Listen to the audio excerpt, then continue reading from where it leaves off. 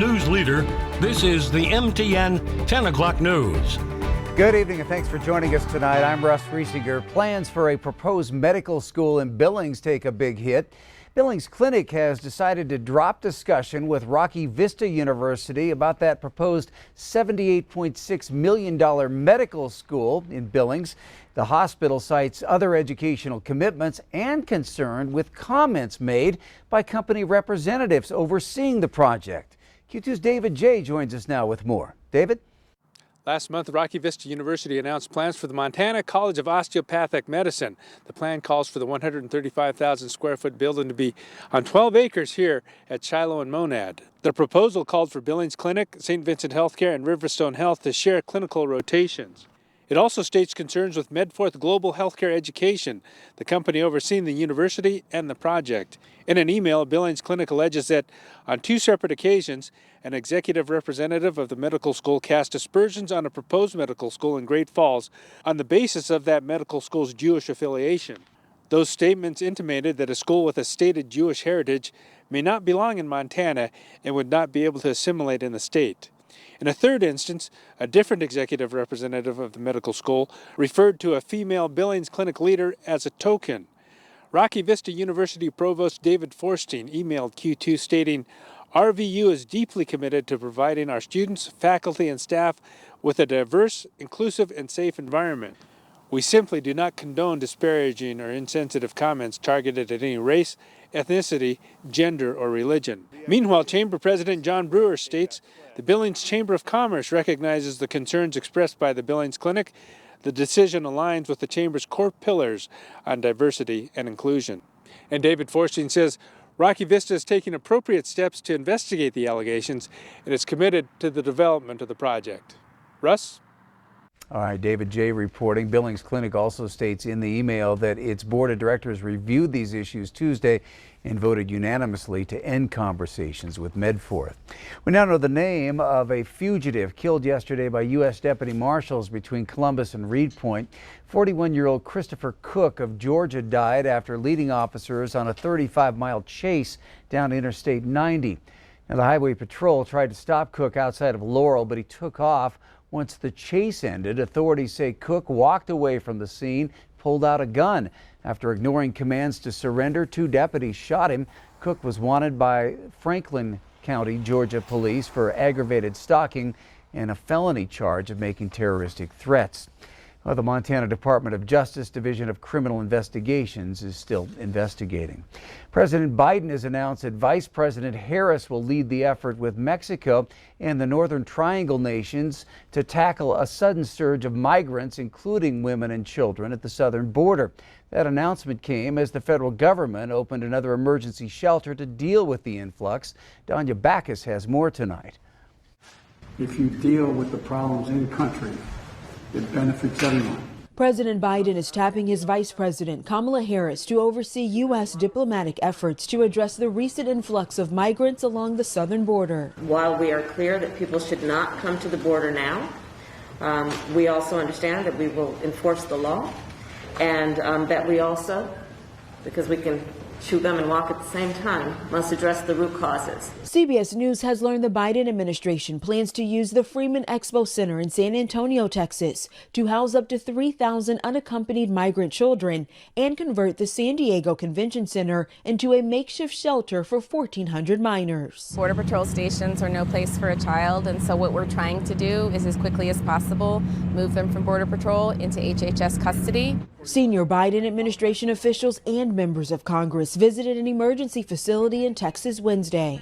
A number of Republicans have been pressuring the president to visit the border himself to see the situation firsthand. For 4 years, we heard Democrats going on and on about kids in cages. Well, Joe Biden desperately does not want you to see the Biden cages. They have frozen deportations. They have done away with, rolled back the Remain in Mexico policy. Due to strained capacity at one sector of the border in Texas, Customs and Border Protection has started to release some migrant families without notices to appear in court.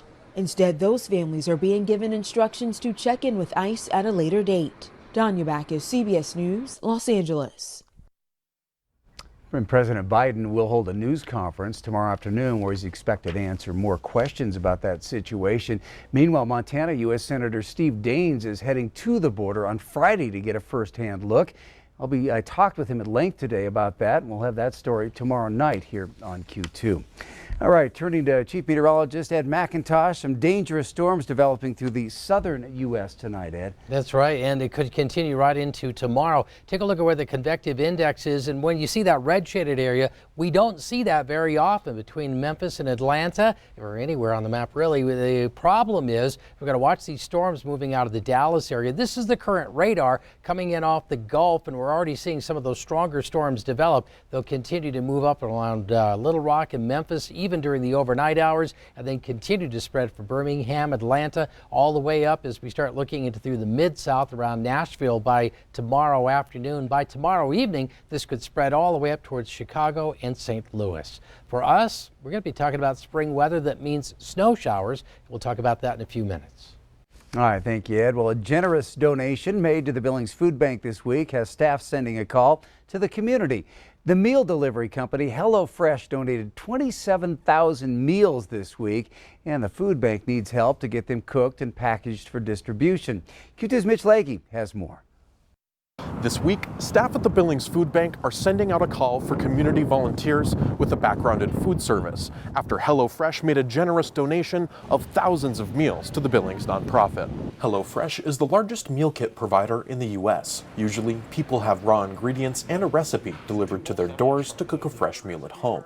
After some of the company's trucks got stuck in last week's massive snowstorm in Wyoming, the delivery company couldn't make their shipping deadline and donated the meals to the food bank. They only have 3 days on transportation, and they have to guarantee that they have a week on them for the families to use them in a week. And by the time they got stuck in the blizzard, that was not possible in all cases. To cook this mountain of meals, the Billings Food Bank needs help.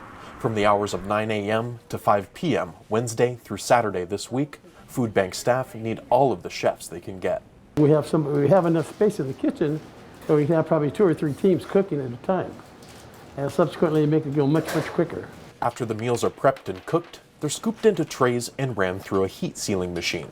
Then they're off to the freezer for distribution, and people can stick them in the microwave at home. The HelloFresh meals will go a long way for the food bank in helping supply its programs and not letting anything spoil. We do provide meals for a lot of the programs and individuals, and this allows us to keep some time on it and use the things that are first in and last out. In Billings, Mitch Leahy, MTN News.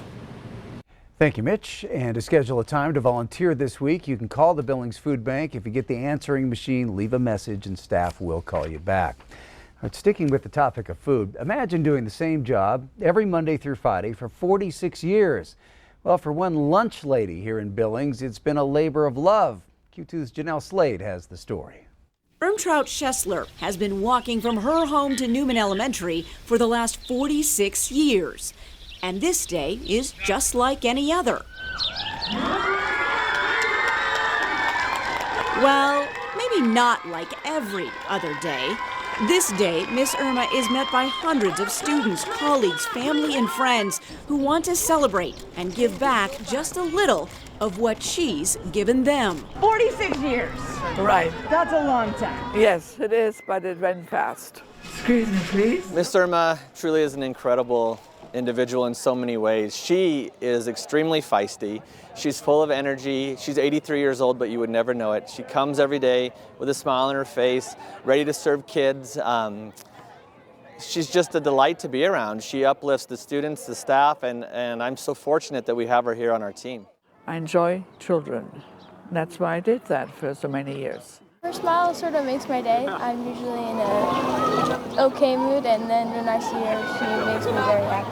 Thank you. Have a good lunch, okay? She could joke with them a little bit, speak a little German to them. She loves to peddle her lunches to them, so if she thinks hers is the best, she wants to make sure they take what she's serving, not what the other lady is serving, so they get a kick out of that. Well, we tease each other. I serve the hot part, and Linda serves the sandwiches, so I tell him, this is better, yeah. I do that. She is a very considerate person, and what she does is she tries to influence us to take the dish that she's presenting, and that's really fun. I always treat everybody nice. I encourage them. Tell them they can become president if they eat good. Miss Irma interacts with students on average of about 5 seconds each day. But those 5 seconds have left lasting impressions for decades. They will always remember a nice lunch lady. Germans, they can be a little bit vocal and, a little bit stubborn, but it's all been good. It's all out of love and caring and respect. So she's a great person. So I'm just very blessed to have her as my mother. This spring, Miss Irma will retire. They already miss her here. So to honor her and her legacy, the Newman Elementary kitchen is now Ermtraut's Kitchen. The plaque will be up above the kitchen door forever to honor her and her service, and really to serve it as an example and a role model for all of us on really how to do your job and how to love your job. Living her own words, served with a smile. In Billings, Janelle Slade, MTN News. Thanks, Janelle. And Irma also tells us, besides the students, teachers, and principal, she also loves her job because she has her summers, evenings, and weekends off. And as for what she's going to do after she retires, she still needs to think about that, she says. Still ahead on the MTN 10 o'clock news here on Q2. Good news for producers looking to recoup losses from natural disasters, as that deadline has now been extended to apply. We'll have details coming up in the Montana Ag Report. And then a little later in sports, busting brackets. We're going to hear from former Grizz coach Wayne Tinkle as he has Oregon State on a magical March Madness run.